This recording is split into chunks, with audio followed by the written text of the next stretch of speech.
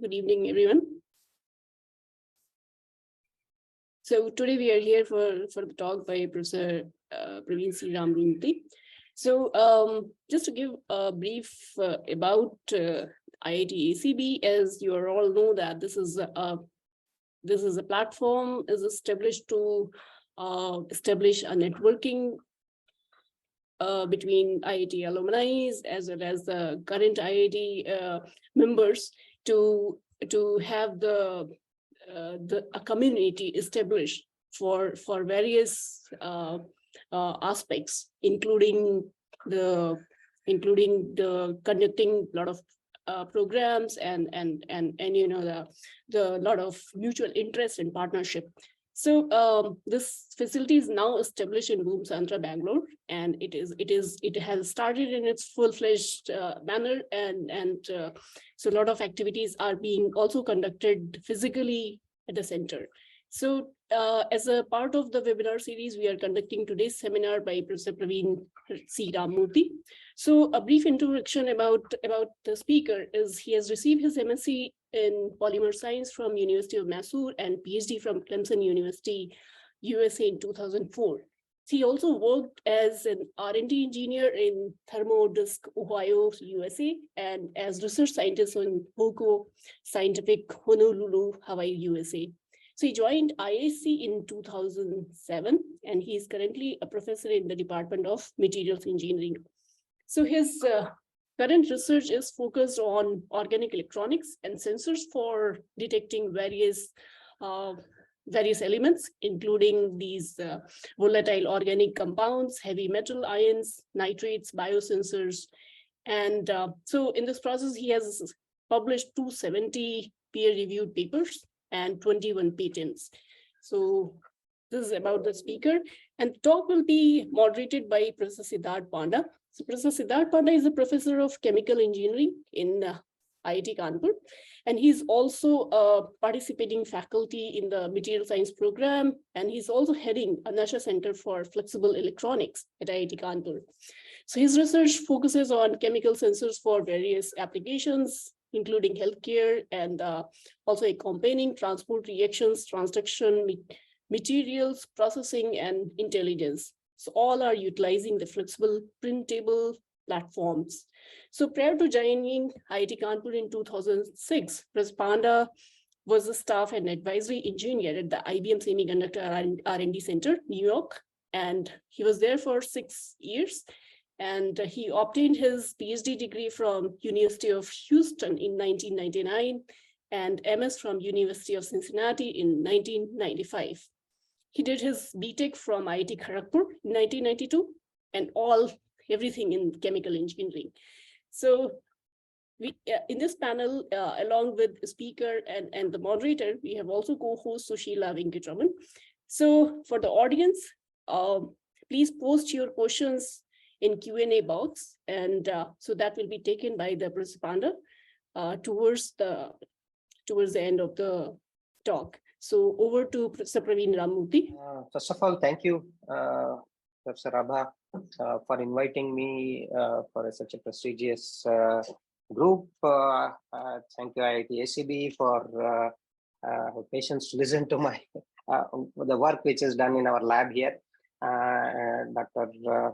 Sushila and also Professor Siddharth. This is the subject which I'm going to discuss about today. Making of various solid state sensors for various analytes. For the better way of explaining, I have to show some data and then explain some of the results and then the concept. Before going into talking about the sensors, the other part of my lab students work on photovoltaics and packaging and shielding and things like that. So I would very quickly show a few slides on those because all these work are pretty interrelated. And since the synthesis part, designing the molecules or fabrication of certain devices, all of this interrelated. Hence, it would be unfair if I don't share some of those work that have been done by other students. Okay, this is my group. We have a pretty big group of people with various background, right from chemical engineering, electronics, material science, metallurgy, physics, polymers, and so on. Okay. So most of the work is funded by various organizations, both government and private sector, DST, IUSTF, ADA, ARDB, and companies like Unilever, BHEL, Boeing, and things like that. Okay, so basically, as I said, these are the areas that my lab works on.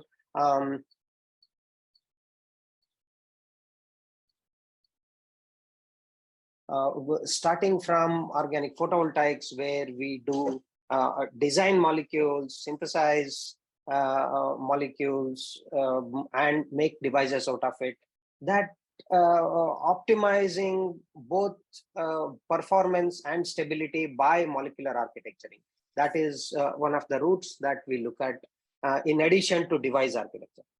That is what you see here in the left-hand corner. And similarly, by tuning the various properties, the electronic properties by bandgap engineering, and also you look at changing the energy levels, you make it interact with light better with light and also become more stable and things like that. Similarly, you tune various properties to get to make this molecule interact very specifically with certain analytes. I'll pick up few different examples on the spectra of various different analytes, and then we will discuss about those things. Similar to being a functional, you extended that functional to a packaging material. In the sense, you develop materials that are ultra low permeable to both moisture and oxygen. In the sense, you make the molecules such that it interacts with moisture and or oxygen, so that it won't let the oxygen or moisture to go through that, and hence it becomes a very good hermetic sealing for the device that's on it. So that's another work that we work on. All right, when we are talking about organic photovoltaics, so this is what I meant by molecular architecturing. So we do synthesize various molecules, basically trying to incorporate certain elements which are either electron pushing or electron pulling, by strategically placing them in certain locations. You play around with the energy levels, right? Not just band gap, but also different energy levels, so that the interaction with whatever the spectrum that it interacts, whether it is electromagnetic or some element, you match to what best optimize performance that it would give. So here, if you look at, so it is not just change in the band gap, but also the band edge matching kind of thing. So that is also one of the critical area where you need band edge matching for better charge transportation to happen without decreasing as less loss as much as possible. Right? That's the idea with band edge matching. This being molecular architecture, we also look at device architecture. So there are many devices that are designed and synthesized, fabricated, which has various different structure. One is we actually made a biomimicking architecture, not a small 1 millimeter by 1 millimeter kind of, but as big as 1 meter by 2 meter kind of structures, right? In the sense, this could be deployed onto a commercially available solar photovoltaics. And I'm not going to discuss about that work, but this has been installed onto commercially available systems, and then look at how incident angle agnostic these devices become, because the structure would enhance, similar to biomimicking in like a fly, which has a compound eye structure, because it can enhance the ambient light to see even in the dark, kind of thing. So that's the kind of structures were made. In addition to that, there were structures in the active layer itself, the semiconducting layer, where you have certain size and shape were created. These are not very large structures, but structures as big as most organic photovoltaic devices could be, max being a couple of inches by a couple of inches. But because the incident ray get absorbed, and then whatever doesn't absorb reflects back, you have an option of creating certain structures that would give tortuous pathway, so that light interacts more, and then you have more interaction, hence more generation, hence more better performance and things. So it decrease its reflection. In addition to that, there are other plasmonic modes and other angles that come into picture when we look at different architecture in the active material itself. So this is molecular architecture, device architecture, band edge architecturing, and things like that. This is structural device, whole structure architecture. Another part is when the idea of making these molecules that interact specifically with a certain electromagnetic spectrum, you also looked at, can we enhance this absorption to a particular other spectra where it is more useful for a flying object like this, where if there's a radar detection that happens. So you look at, there are many shielding materials where the thickness of those materials is somewhere between few millimeters to few inches, which would not be ideal if you want to put it on a flying object, right? So hence here we made various molecules that interact specifically at a particular frequency, and thickness being as less than 100 microns, so it could be easily painted onto things. So you have a system where it can be painted, so it's an ultra thin shielding application for very specific frequencies, and it could change various different frequencies depending on what you input in, what type of materials that are put, and the chemistry plays quite a big role in this. Okay, the next part was, again, this is the fun part where we looked at how do I make it more stable. Right? So I was talking about the molecules becoming more stable because you play with its band gaps, play with basically HOMO to make it more stable. In addition to, you have an encapsulant that is ultra low permeable and things like that. So what we did is we this lady who was going to Antarctic for expedition and certain other scientific work. So we sent across our samples, which was kept in Antarctica. We were able to, it was fun, but we were able to obtain a lot of data demonstrating these materials and these devices could be exposed to very harsh condition here being very low temperature, absolutely no humidity, and the insolation, sun insolation is slightly different than what you get anywhere else. So these were done, and we were able to get quite a lot of good data from this data. All right, I will not play the video. It is very easy to get this on the YouTube if you just type in IIT South, and it's a open challenge. Anybody who has certain technologies they want to start looking at it can be deployed or contacted these guys there. Okay, with that, I think I'm coming to the last slide before we start on photovoltaic sensors. This is another work, very neat work that happened from our lab. Various lab mates were involved in developing this. We were no way connected with a medical device per se, but we looked at it from both material perspective and electronics to make a very robust oxygen concentrator during beginning of COVID time, which was basically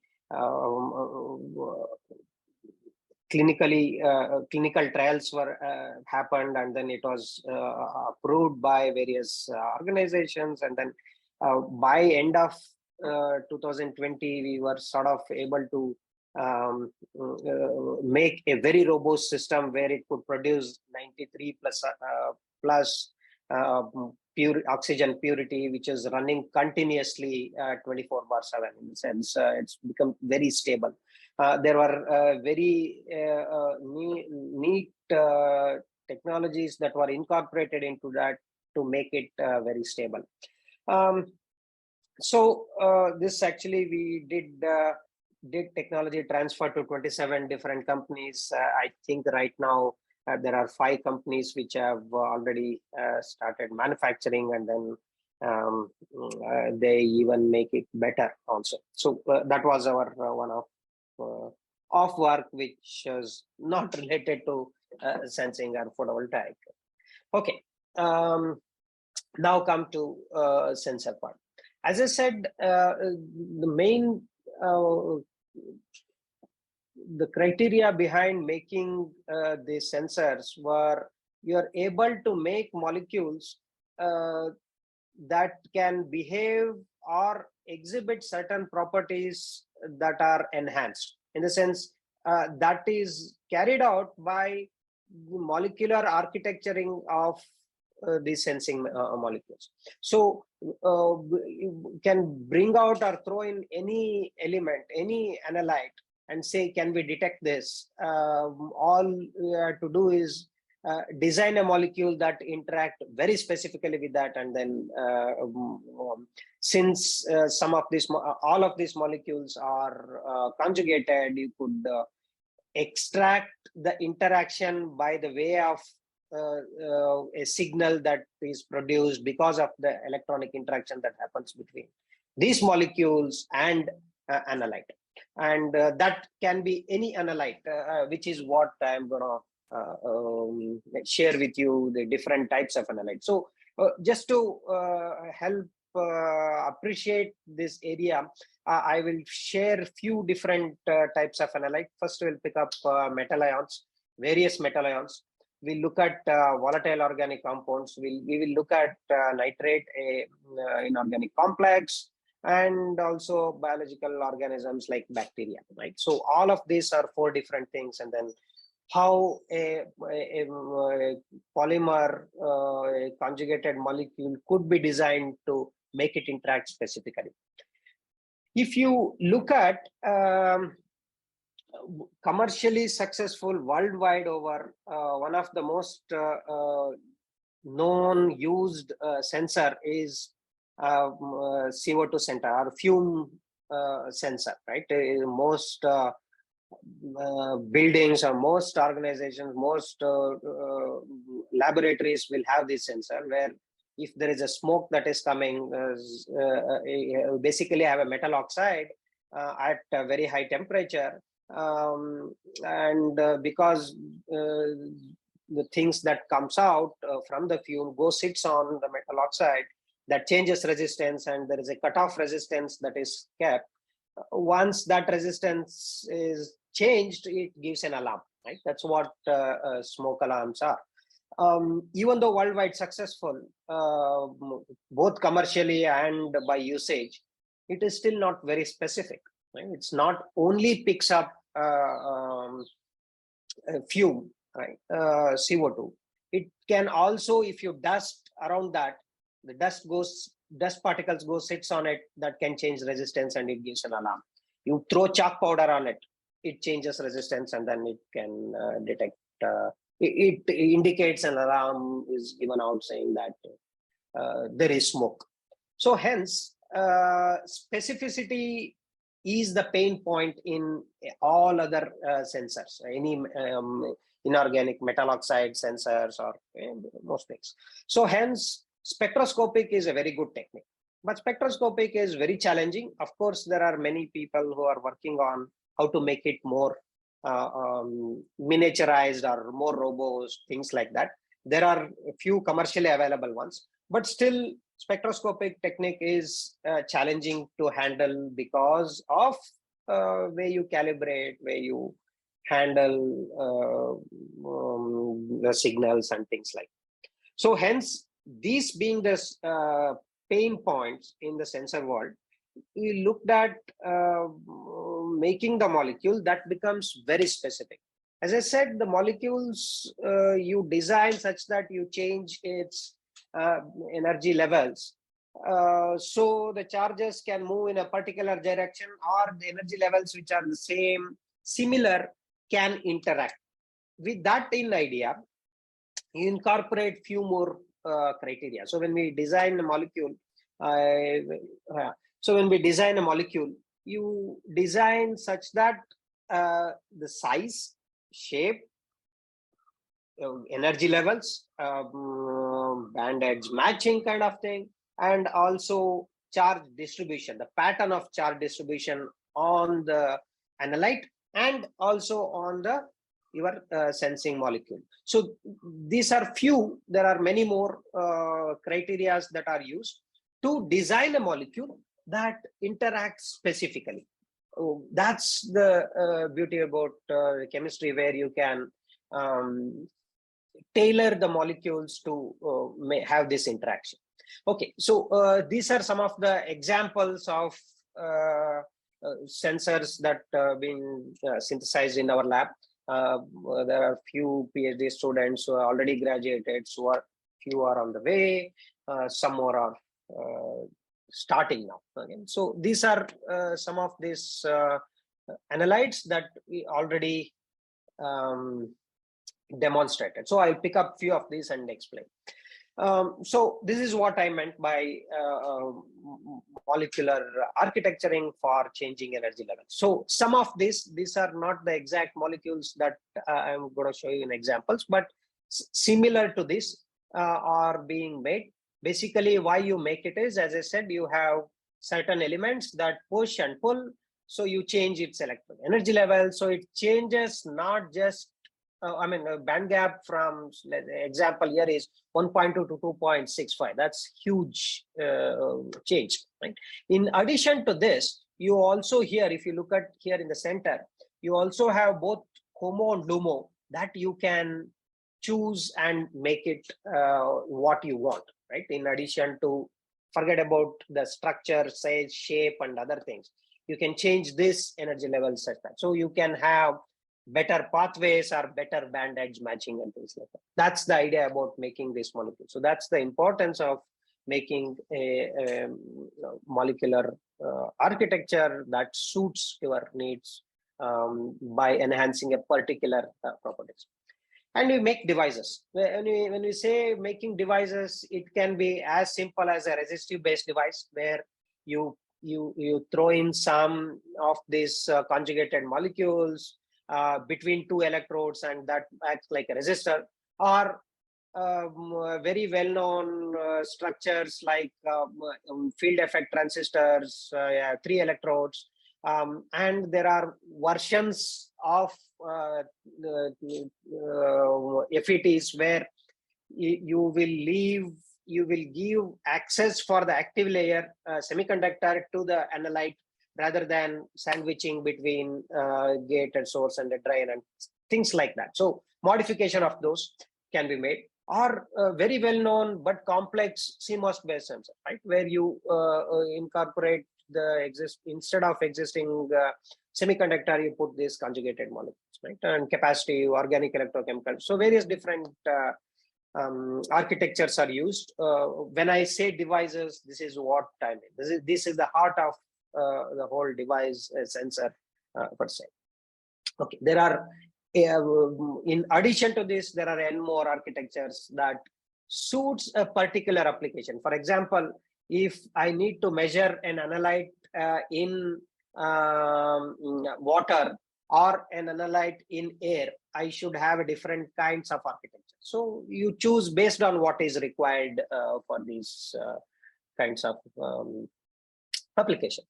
First example, we'll pick up this example and then we can have a break. First one is nitrate. Nitrate is not super toxic. It doesn't kill anybody overnight. It's not carcinogenic, but it is still a major challenge. A major challenge being nitrate is very well known, produced because probably because of sewage or septic or animal manure getting into the ground water flow and then into the drinking water source. Or another bigger culprit being fertilizers. So fertilizers that are put,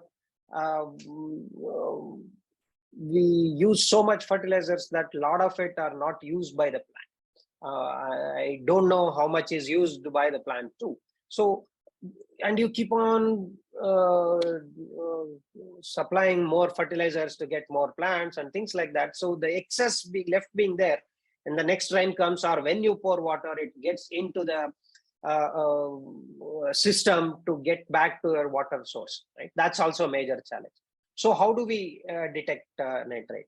Nitrate is detected by either by a spectroscopic technique, right? You carry a spectroscopic technique to instrument to various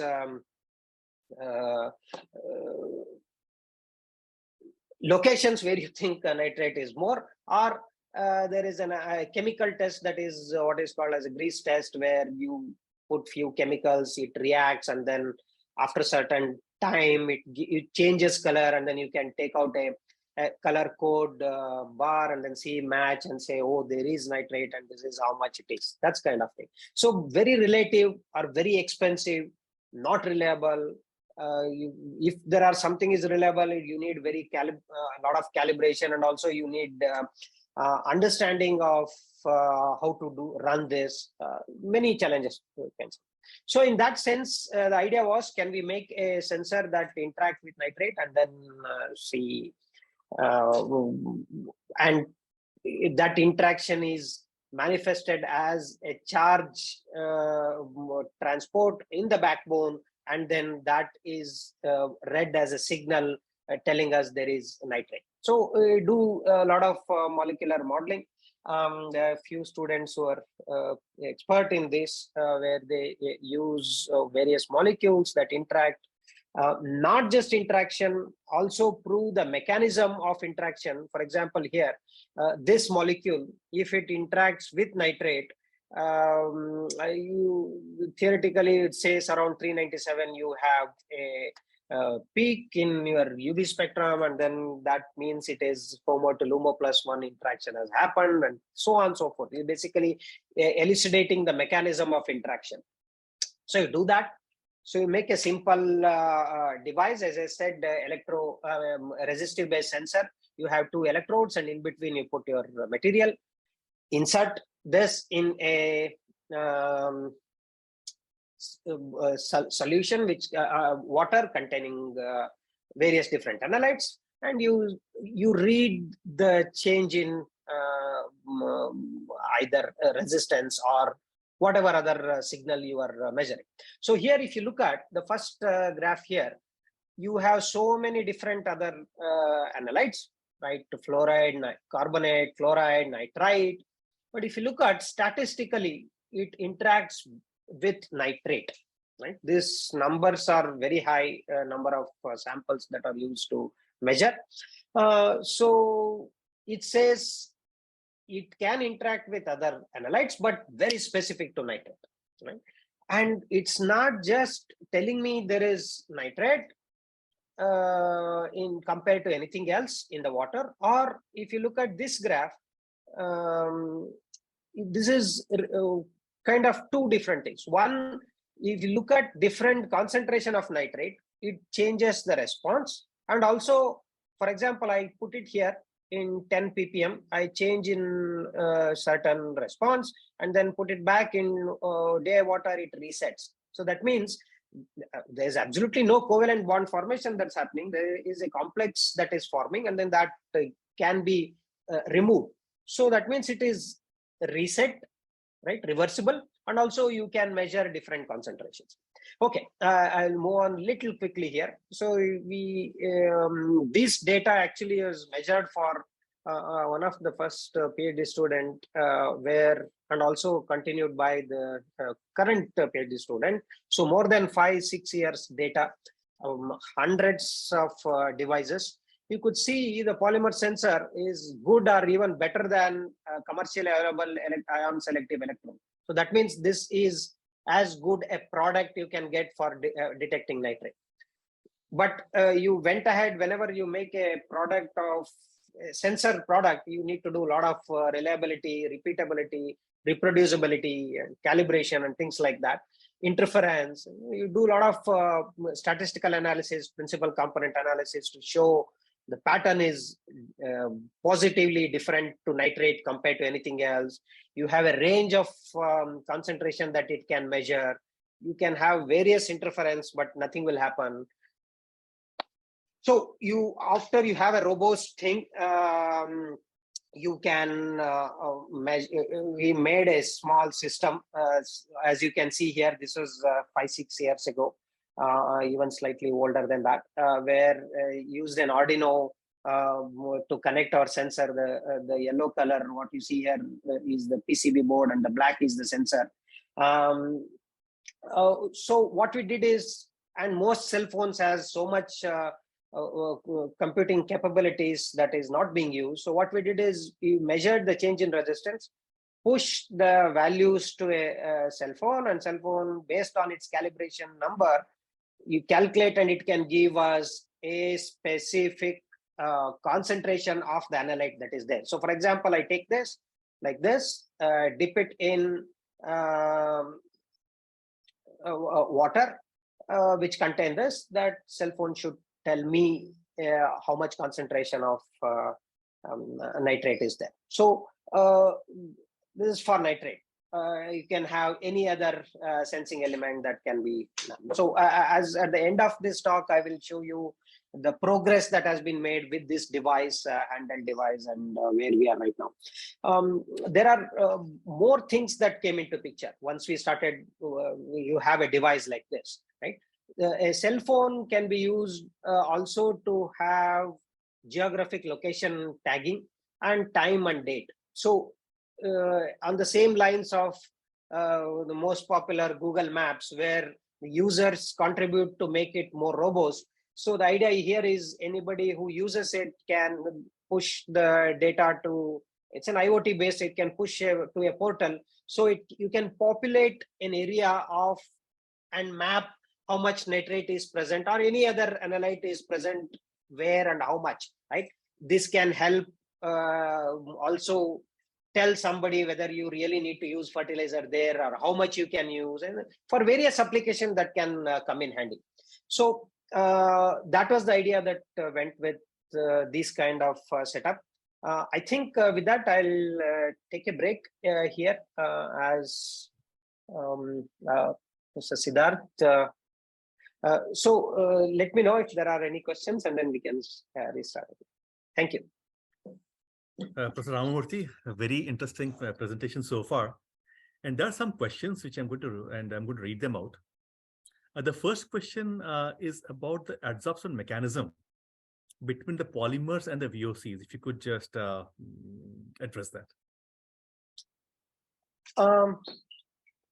So as I said, the most important thing for whether VOC or any other analyte which you are looking at, there are few criteria that are used. One, the size of the analyte, whether it is a toluene or aldehyde, ketone based, or any or propane, butane, or any of these things. You look at the size of that analyte, shape of that analyte. In its native form, in the sense not interact with anything else, it has a more stable form.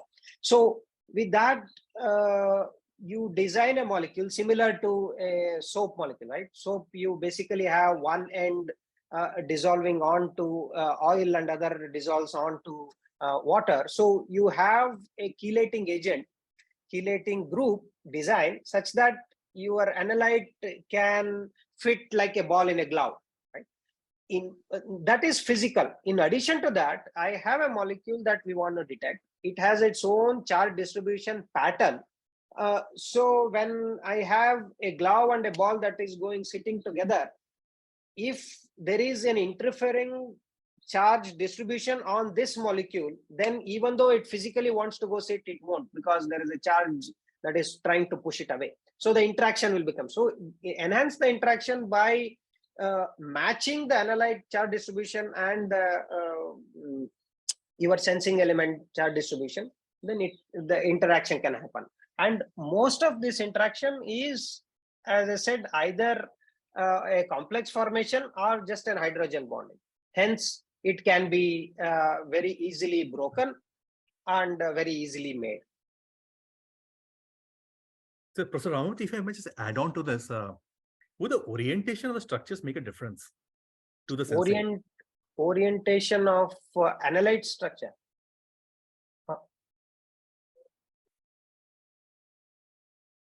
Orientation of what, Siddharth? Hello? The analyte molecules. I can't hear you. Hello? Yes, can you hear me now? Yeah. Yeah, it's just a follow-up from the previous question. Would the orientation of the sensing surface and the molecule, or let me put it as a relative orientation, would that make any difference to the capture and the sensing? Yes, it does. It does very much, because as I said, both physical matching and electronically matching is very important. And if the orientation is different, that would also change the charge distribution pattern on both. So hence, so as I said, I just picked up few parameters that are used, but as many people do, you pick out some at least 10 different criteria before designing a molecule.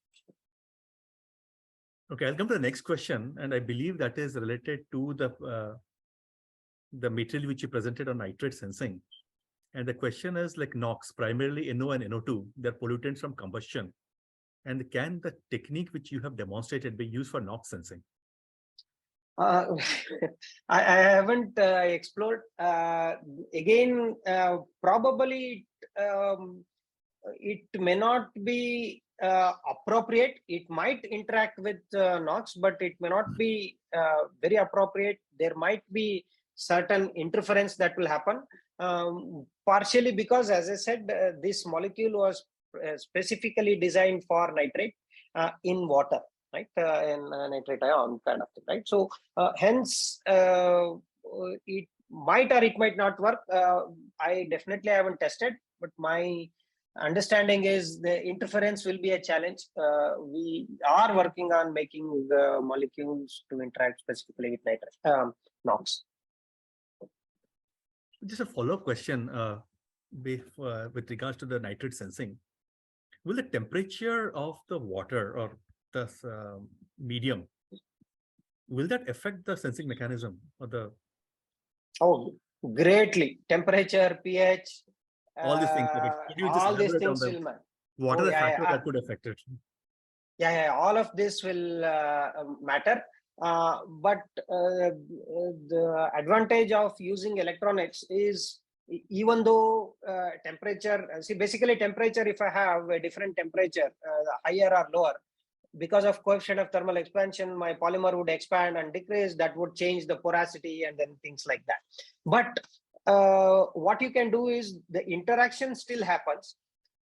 You can take care of this in backhand in electronics by using a temperature compensation or pH compensation, things like that. because there is no way around a polymer sensor to not to get affected by temperature. So you at least to my knowledge, it's very challenging. It's not been done. Hence, there's alternate ways by taking care of it by electronics. Well, we'll continue with more questions once the talk is over. So maybe Professor Ramamurthy could continue with the rest of your presentation. Sure. I'll go a little faster because there's few more things that I need to share. Next one is E. coli. Said the E. coli, we don't know what an E. coli is, but it's an organism we don't want. All we know is we don't want it to near your food potable system, right? But looking at E. coli, it has a skin, and skin has specific functional groups that are very predominant, right? So E. coli has one, and certain other organisms has certain different things. Instead of looking at whether it's a gram negative or a gram positive, what we did is we looked at the more predominant functional groups that are there on the surface of E. coli. We looked at basically now it's all chemistry. You look at this molecule and see, can we make another molecule that interacts specifically with this? With that in idea, we went ahead and made a certain molecule that not, as I just previously talked, not just physically orienting itself, but also band edge matching and things that's happen. You have a simple device, again a resistive based device. You made this left hand is resistive and this is inductive. If you look at, we can measure. Yeah. You need to project your slides. Oh, okay.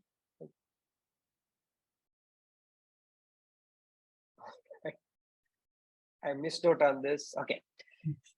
So as I said, E. coli, this surface structure, and look at certain functional groups that are predominant on these organisms, and then make a molecule that interact very specifically, make a simple device similar to nitrate. You dip it in and check, right? For example, here these are nitrate, resistive based device, and this is inductive based device. If you look at this, there is a change in certain inductive some response for as small as 1 CFU per ml. So that means I take 1 CFU per ml, dip this, and instantaneously you see a change in signal, right? So that means right now, the way you measure or detect E. coli is you take the sample, put it in a petri dish, incubate, let it grow for 24 to 48 hours, then look under microscope and count and say there is E. coli, right? That's how you do. But if you have a device like this, which I can dip it in, which interact very specifically with E. coli and changes its response to as small as 1 CFU per ml, that's very interesting, right? So this is again a demonstration of the capability of molecule chemistry that you can make to make it very specific. Okay, this is a colored ACM where you can see this is a real picture of an E. coli getting stuck onto this polymeric molecule, indicating that that electrostatically it is getting attached and attracted to the polymer molecule. So it changes, give me a response, and also I can probably use this to filter out, right? That's another avenue that has opened up because of this. All right. Next part is chromium. Again, chromium, I will not go through what are the problems, how the chromium challenge is there, but again, here you made various molecules that interact specifically with chromium 6, which is the most challenging one. You can see various different analytes if you put it, whether it is optical or fluorescence mode, it only interact with chromium, right? This molecule. And you can interference with many things. mix all of this together, and then but still the interaction that happens with chromium doesn't change. So this is this type of work people been doing, where you show both spectroscopically, whether it is optical or fluorescence kind. But we extended this to make the molecule itself conjugated. So now I can measure a solid state response, right? So whether it's a resistive or impedance, what I talked about. So if you look at, these are the data that shows for 1 ppm chromium, 100, 1000. So you have a calibration curve that tells me. So basically you're telling, you bring chromium in in a certain concentration, you take this device, a small handheld device, you put it in that source, like water, right? Interaction happens instantaneously, and you can read a signal that tells me chromium is there and at what concentration it is there, right? That's the idea about it. Next is urea. Urea, again, why do I need to measure urea? Urea is basically one of the major challenge is milk get adulterated with urea to alter the density, right? Change the density. Hence, the only way the milk quality is determined in the field is by they measure the density of the milk that is bought, and then say okay. But you would never know if I add oil and urea to the milk. I can never determine that, right? I have to carry a spectroscopic. So can we take a solid state sensor here? So here again, the demonstration is for making both the electrochemical and solid state sensor, and then which very clearly shows interaction with urea. The response to urea is statistically way different compared to anything else that could be present in milk, right? There are examples that were done in both water, milk, and certain other medias to demonstrate, to show this molecule can interact specifically with urea and then give a signal as a solid state sensor.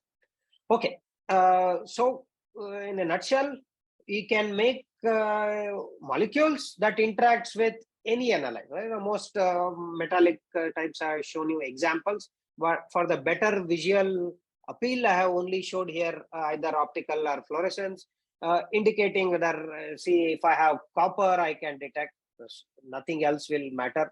If it is lead, I can, all of these are different sensing molecules, obviously.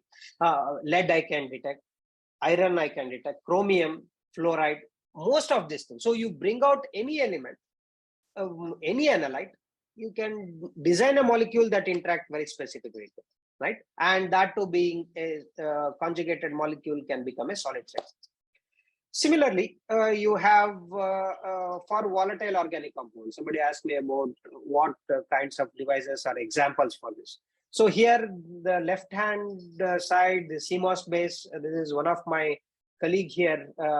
They do a lot of sensors. So their platform, they took our material, put it on that certain conducting polymer, expose it to certain various analyte, and then they could measure impedance, and then say even 500 ppm they were able to measure.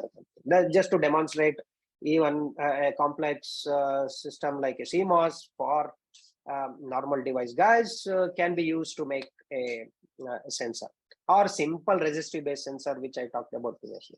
This I think is for ketone, where you could measure even less than 100 ppm. Basically, you have a base resistance, and when you dip it in, or not dip it in, exposed to this gas, there's a change in resistance happen. As soon as you take it out, it comes back. So kind of thing, it's resetting, and then also you can, similar to other sensors which I showed you, you can very specific calibrate different concentrations. Example is this, how specificity. If you look at this, this graph, top left, you have acetone, carbon tetrachloride, cyclohexane, and toluene. All of these are volatile. Most conducting polymer, if you make a device and expose it, it interacts. Interaction is hydrogen bonding, and then that changes resistance or changes its electronic property. Whereas if the molecule that is designed, the chelating agent, interact very specifically with the toluene, then that interaction will induce a higher change in electronic property, which can be measured, right? That's what the demonstration of this is. And it can be very instantaneous and it's very specific. I'll move on, showing some more examples of aldehydes and things like that.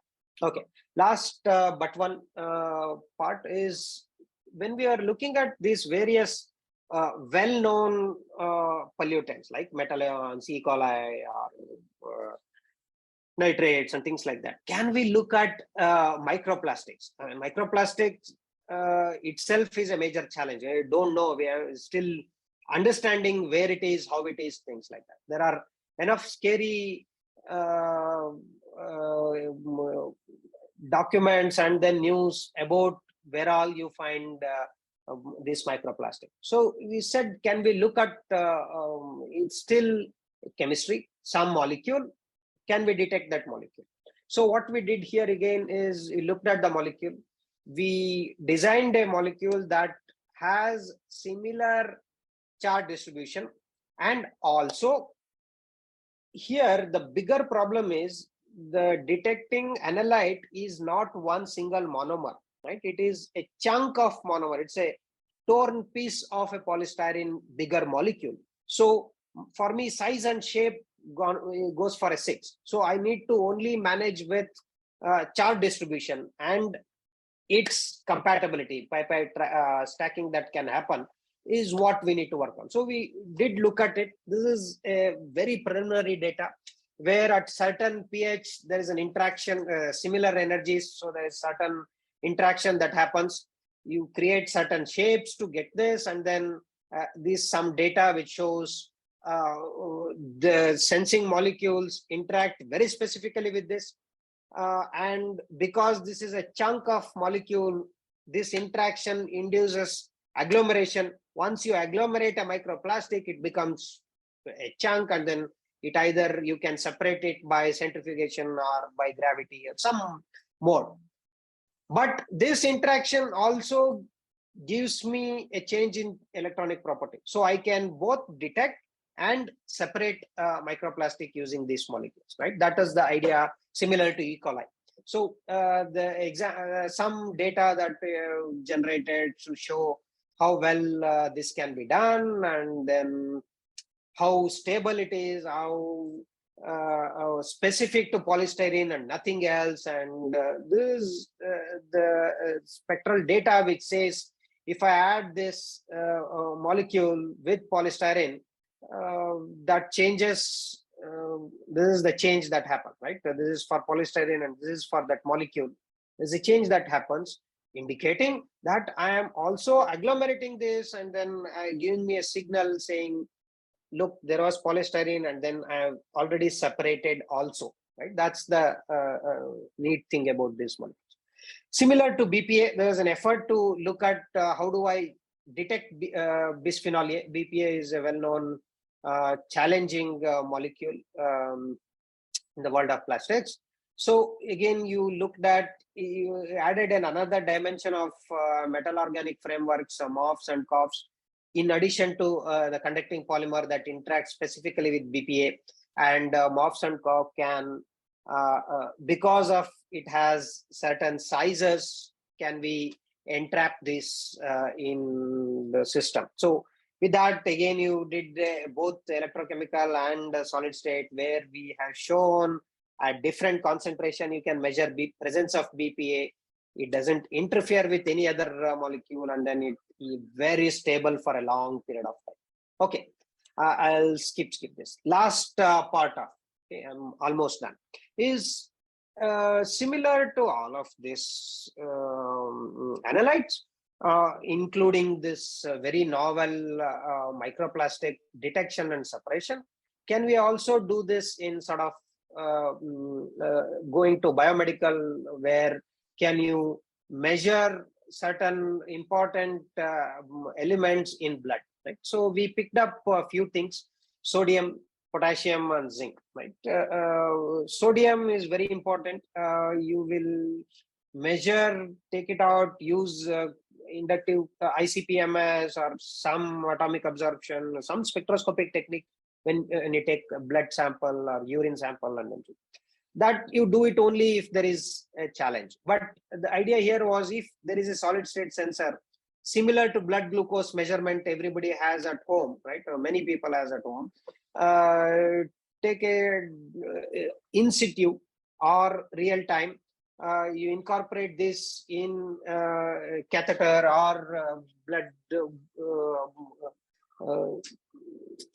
some vein, things like that, where you can in situ can you measure. So you looked at this. So if you look at this is the sensor response when there is no sodium, and then this is the sensor response for sodium. At different concentration you can measure, and at hundreds of devices were made, and then you can still check. It is very specific. It doesn't get affected by presence of any other element. And also, as previously we were talking about, temperature makes a difference in the response. A particular temperature, it will give me the best response, and also particular pH. This is what we were talking in the first half. So you can identify a particular pH or temperature, or depending on what pH and temperature, you can read the signal and say this is how much concentration of this sodium is. Similar to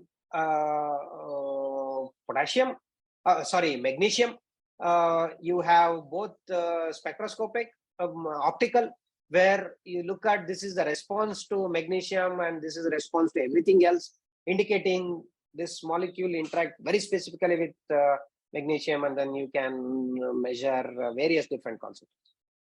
Okay, at different pH, different interference, and all of these things. The last one is zinc. Zinc is also very interesting analyte, where you would need to detect that in blood if only you will detect it if there is an imbalance with the person for people who have dementia or people who's mental imbalance and kind of things, right? That's when you take a sample and then do. So then again, you have to do a lot of spectroscopic techniques to detect how much zinc is there and things. So idea is, can we make a molecule that interact with zinc? This is the spectroscopic data which shows this molecule interact very, very, very specifically with zinc compared to any other element. We actually tested this in both water and synthetic blood at various different concentration. So these are spectroscopic, right? So because the beauty of this molecule is this can be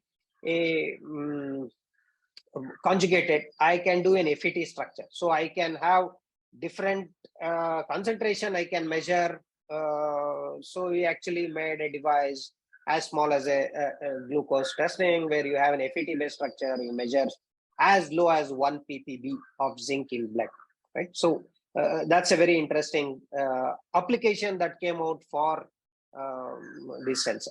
Okay, with that, I think I am almost done. So this is what I wanted to show you, where long 5-6 years ago in the top, this is how we had the system. Now the system is amazingly changed. What you have is a system as small as a pen, right? Where the front portion is the sensor, similar to your blood glucose measurement. We have not worked on multi-element, multi-sensor, but that is on the cards. But what we have is we can put any of these sensors which I talked about element and put it in key in the calibration. It connects to your app. Basically, you can start measuring any different analytes, which can be both geographically and based on the time, date, location, historical data. All of this can be created, a database can be created and monitored for that. With that, I think I'll stop with just the last word saying that we have institute encourages to incubate a company. Both the department and the institute supports for us to take this further, and so we have incubated a company to make sensors which are developed in the lab to become a product. Hoping this becomes a product in 3 months, but I have been telling this for last 1 year to make a product out of it, because that last gap between cup and a lip, as they say, is very challenging. Making a system, even the proof of concept, prototypes, and make a product is very challenging. You need a lot of support, and that's where we are right now. So with that, I will stop. Open to any questions. I think I'm right on time stopping with this. Okay. With that, I'll end. Thank you. Thanks for listening.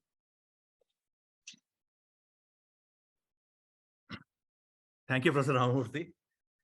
Very interesting talk.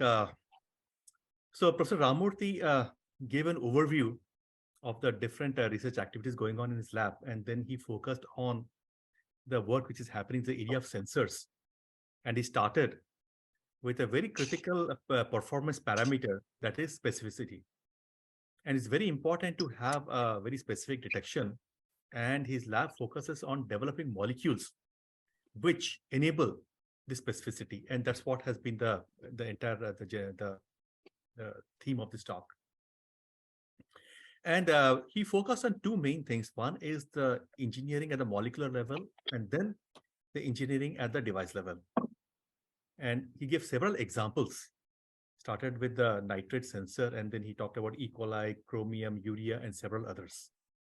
It encompasses, and the interesting or the inspiring thing is that, okay, these are not only happening at the lab level, but now these are getting translated through the incubated company. So Professor Ramamurthy, there are a few questions from the audience. And the first one is about this E. coli. Can this E. coli be detected in solid foods, and can it be detected in situ? It can be detected in situ. Just looking at the questions also. So it can be detected in situ, but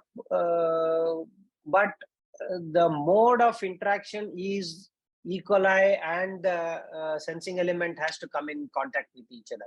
So unless there is a media that can push it there is no interaction. That's the limitation. So the best way, even for a nitrate or the E. coli, is I take mud, for example, put it in a beaker, a testing chamber, shake it well so that you knock off things into the water and take that water and then measure.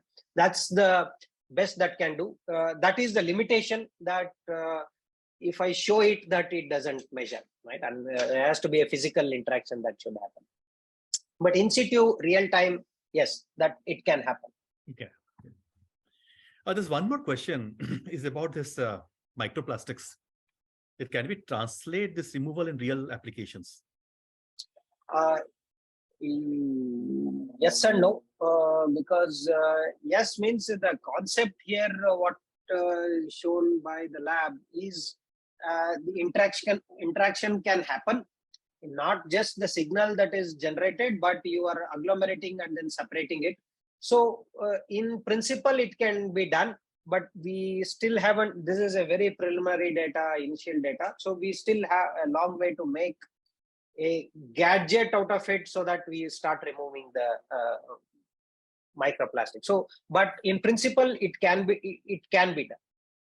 If I just follow up on this particular question, when you talk of microplastics, we are not talking about a specific molecule, rather we're talking about a range of different kind of macromolecules. So what challenges do you face? Because when you have a very specific analyte in mind, it becomes easier to design the molecules, but this perhaps poses a greater challenge. Would you like to give your thoughts on this?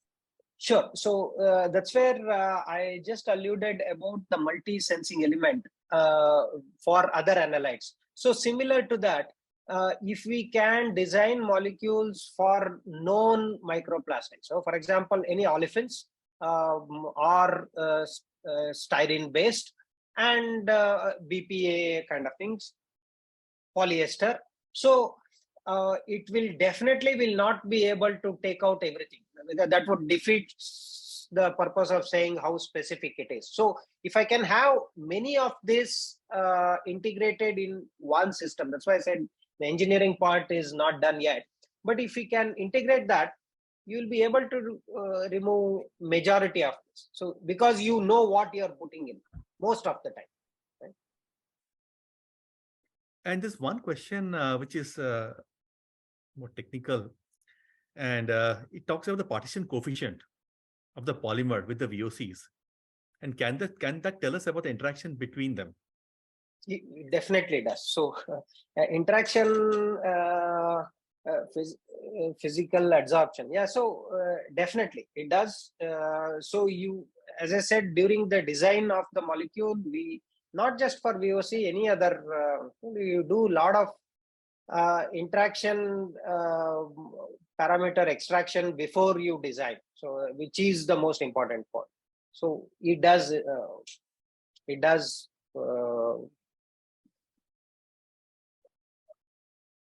Okay. There's a few questions which I have. Sure. You have designed these molecules and you have shown the different platforms, that it could be a resistive platform, it could be electrochemical platform, it could be optical platform. And are there any like thumb rules, or are there any guiding principles where you'd prefer to use one particular platform for a given application? Again, there's a lot of thought process that has gone behind. Some of the analytes, all I need to know is whether it is present there or not. So for example, this microplastics, I would like to know how much is there, if it is there or not. I really wouldn't mind if it is low or high. If it is there, it is there. So in that sense, I don't mind even, I have a little leeway with even false positives. So, but in other specific application for E. coli or nitrate, if even it is not there and I get a false positive or false negative, either one of them, then that's not a good thing. You defeat the purpose of having a sensor. So hence, depending on the analyte, I think you need to start looking at what platform your device should be. Because, for example, nitrate, if I measure 1 ppb and say there is nitrate, that will be there everywhere. That gives me no use.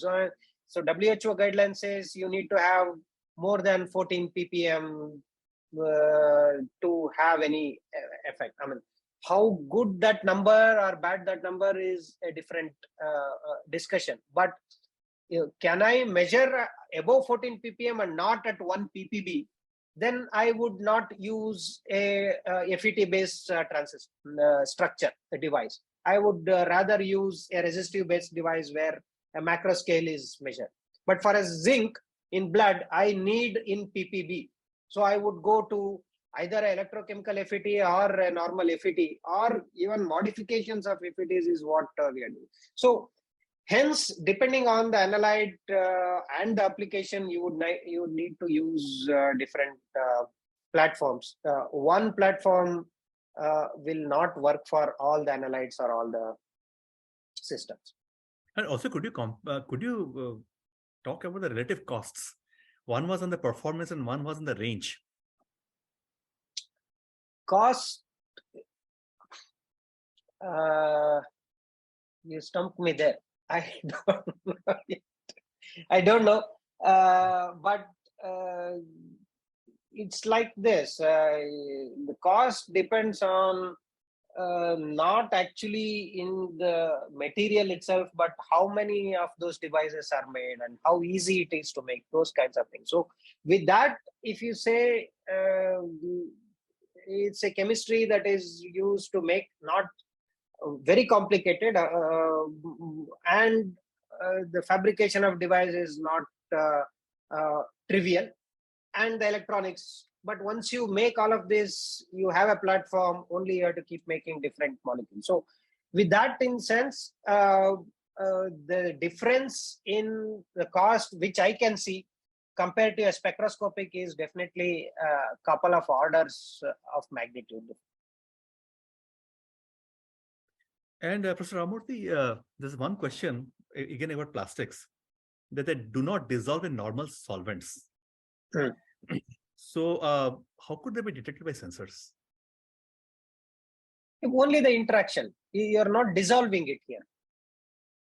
There is absolutely no dissolution. So whatever is there dispersed in the water, water sample, the interaction with the molecule is electronic. Hence you can detect. Otherwise, there is no solubility that is playing role here. Okay. Mr. Ramamurthy, I have one question here. These molecules are being synthesized so that they become the sensing agents to sense the environmental pollutants. But what is their environmental burden?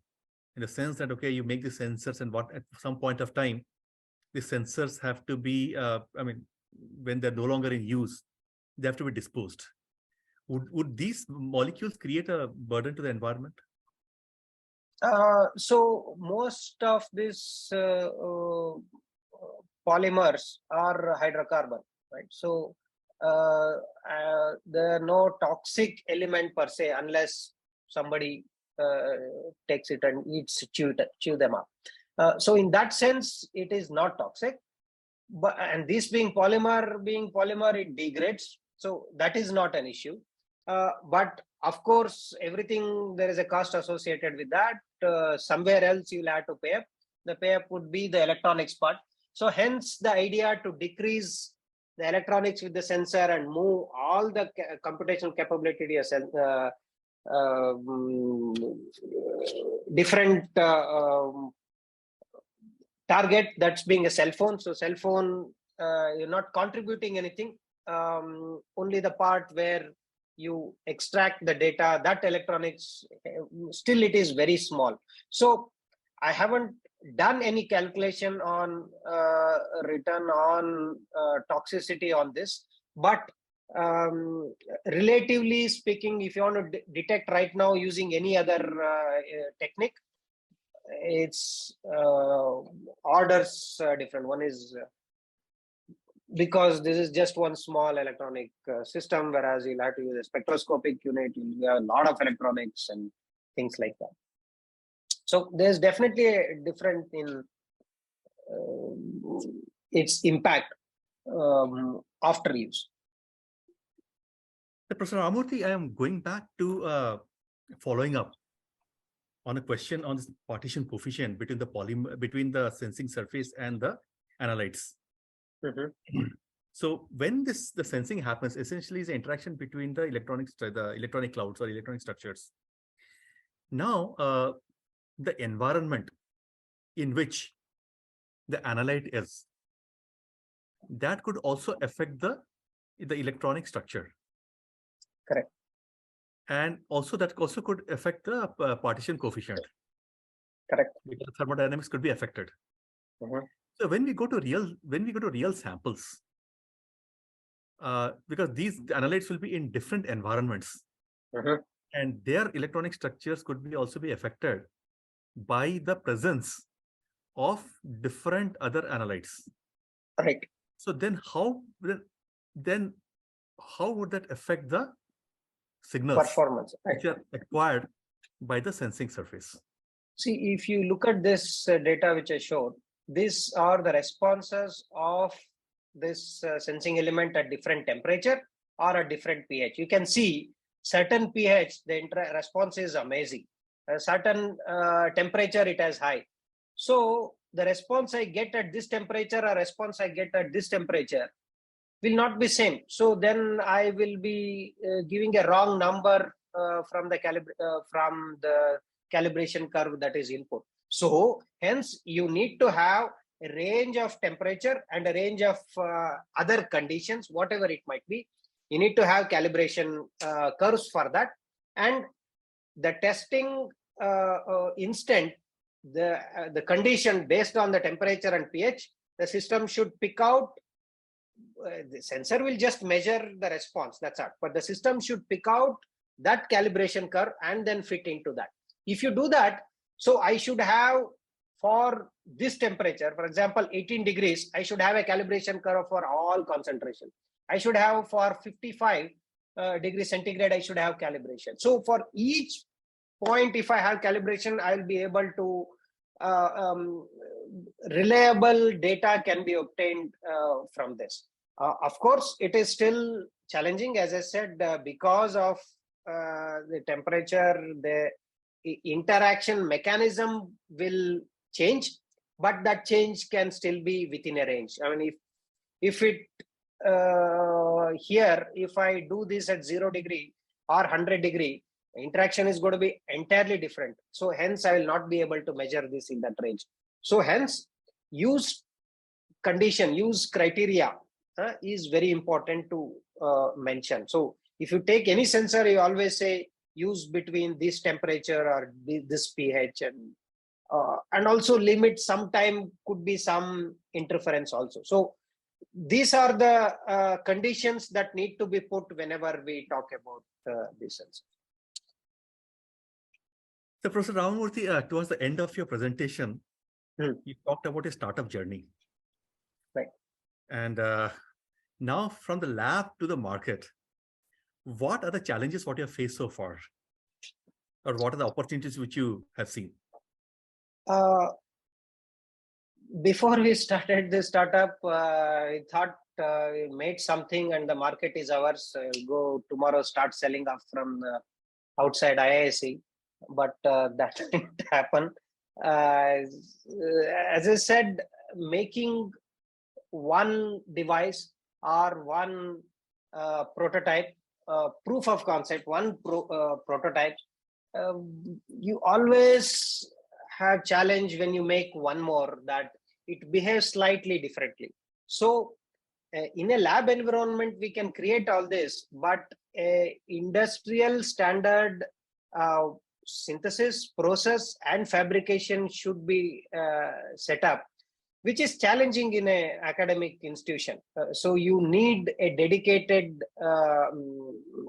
facility to do all of these things, right? So that was one of our major challenge. So hence we sort of inbuilt in the process what can be created in the lab that can be used exactly in a industrial settings. So in the sense, for me, the coating of the film, I should create such that that's how it can be done in an industry. So this process setting an industrial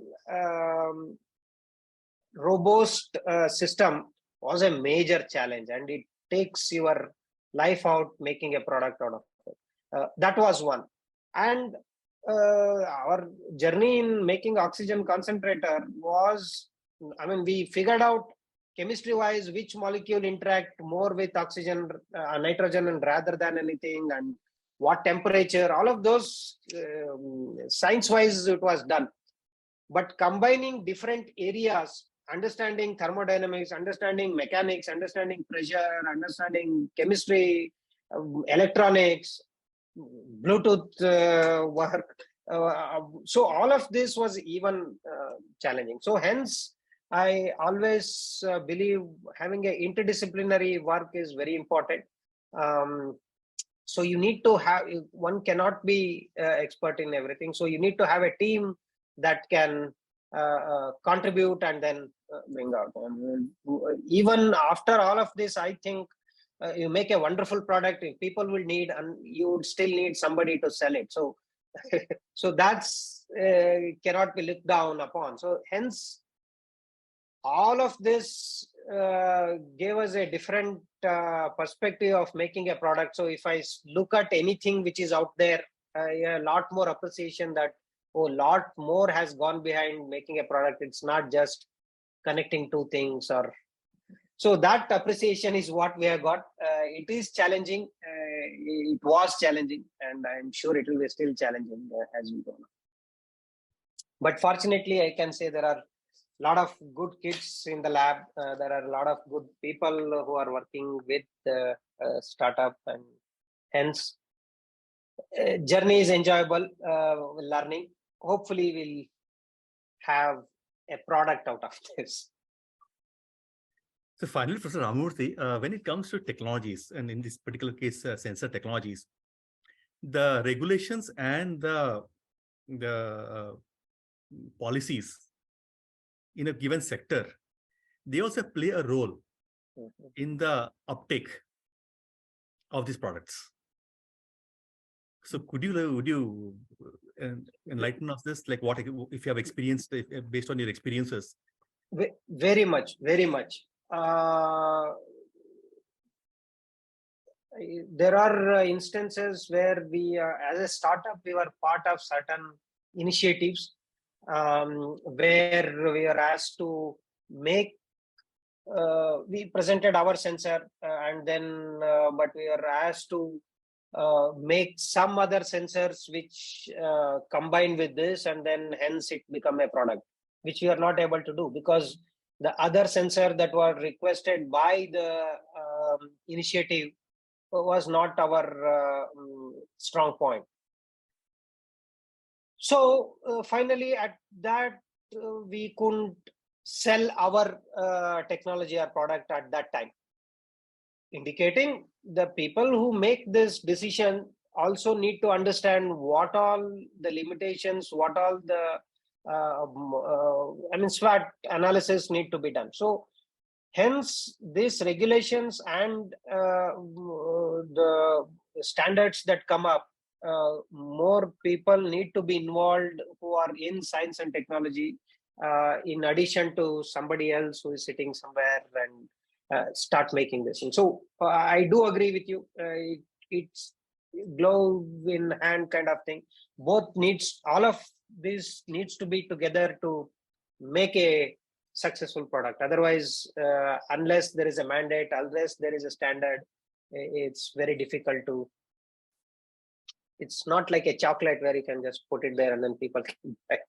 So technologically, it is important, the rules and regulations.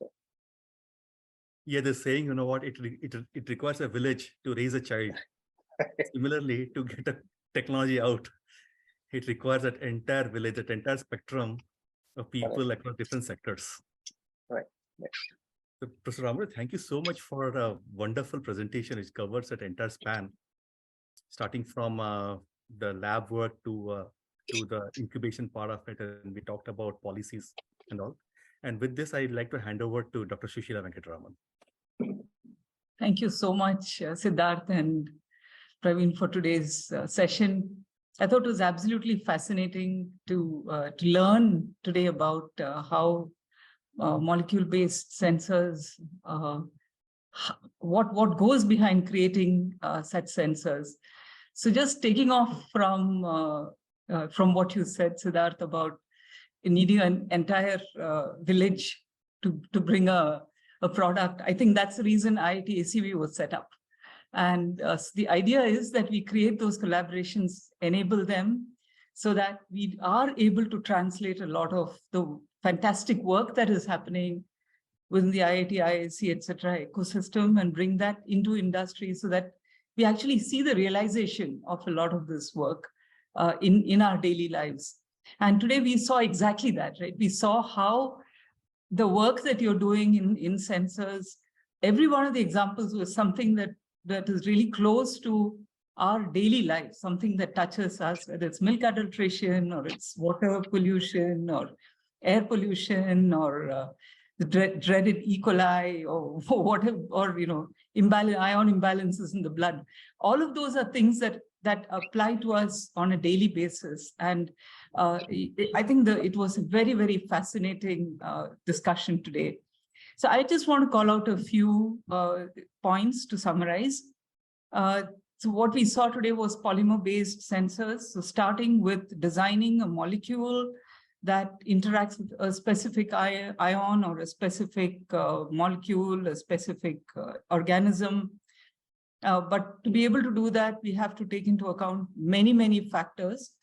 such as shape, size, energy levels, charge distribution, physical and electronics, matching, all of that, and many more factors as well. From there, we move on to choosing the right configuration for the sensors, whether it's a CMOS, a FET, resistor, capacitor, transistor, whatever is the right configuration that would make the most sense for that particular application of the sensor itself. In some cases, such as with microplastics, we might need pre-processing as well to be able to make the sensor actually effective. We saw that there are very different architectures that are required for different applications.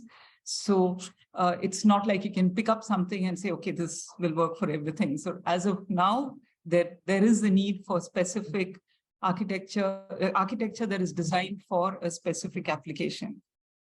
At this point of time, I would also like to refer the audience to a couple of talks that IITACB had pleasure of hosting a couple of years back.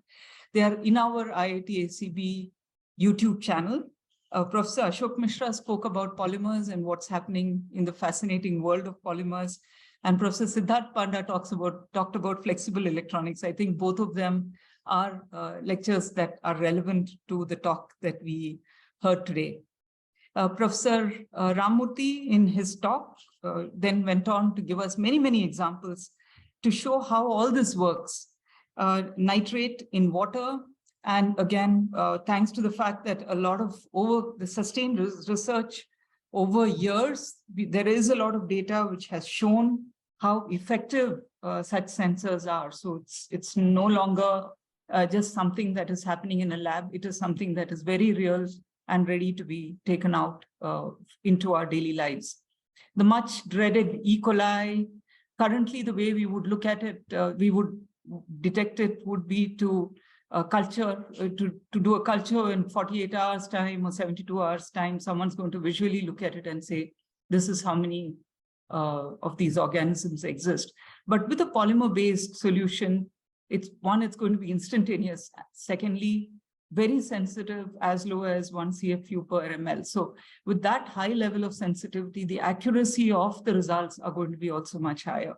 We looked at other examples such as chromium, urea, which is an adulterant of milk, obviously something that bothers all of us, zinc and other ions in blood, organic vapor sensors. So there is a lot of work that is happening in every one of these areas. And we actually, Professor Ramamurthy walked us through exactly how many of these things work and how they've been made effective into sensors.